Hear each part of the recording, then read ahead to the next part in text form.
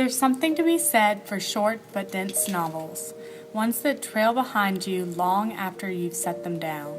Novels with words on top of structure, on top of context, on top of meaning that you can roll around in for days. Society also hurts itself as its cowardice to know the truth or disagree with common opinion creates people who are superficially happy to lead a contrived life of double standard and misunderstanding.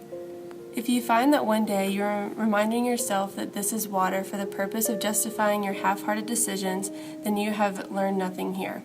You must remind yourself that you are surrounded by water in order to ride in the waves. One of the major pillars of society is maintaining a seamless exterior at all times, and over time, this causes people to be unable to feel passionate emotions after bottling them up inside for so long. The damage was done.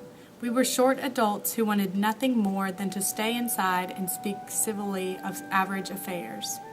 But before the peach, there must be a blossom, and before the blossom, a branch. That branch must connect to a tree, which must come from roots. And in order to get those roots, you must plant a seed. And standing, waiting at the currency exchange, I did. We will never be good enough, because we artists, with our whole, unbroken hearts, can never be satisfied with our pieces. Simplifying is a crime, and it is time to draw the line for the people who are eyeing and multiplying and denying their real selves. People are not numbers. They are made from raw teal and rubbed red and gifted green, and somewhere in between especially. And they are not a quantity. People are quality. My grandfather met Babe Ruth once. He was a boy. There was a parade down Fifth Avenue. Dozens of metal depression floats rolling across hot pavement. She nervously stares out the window to look at the explosion of color-colored India. She is a basket case, a river of tears, amazed at how she made it this far. Head high, confidence low, in an ocean, drowning. Friendly, but not well-friended, trapped. For Archer, living in society is a battle. If he lets society win, he will die. Medora Manson warns him, "To me, the only death is monotony." If he succumbs to a life of monotony, he will continue to have a ghostly existence.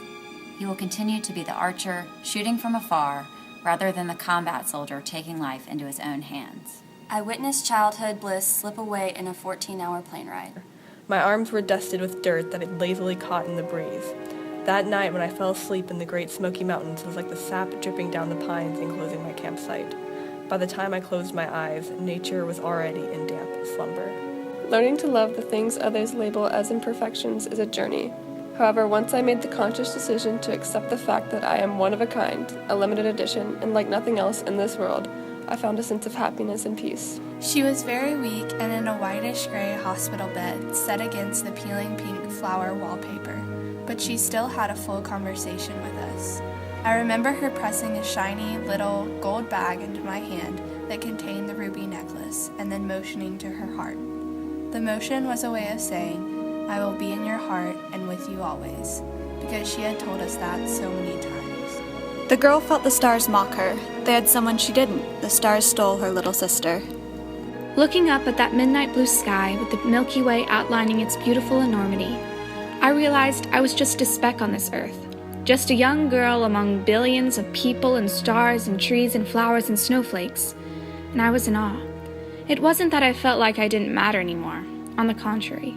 I felt I was put here for a reason, to appreciate Earth's raw beauty without all the sounds in my life to distract. Now at that moment, I stopped, and I heard silence.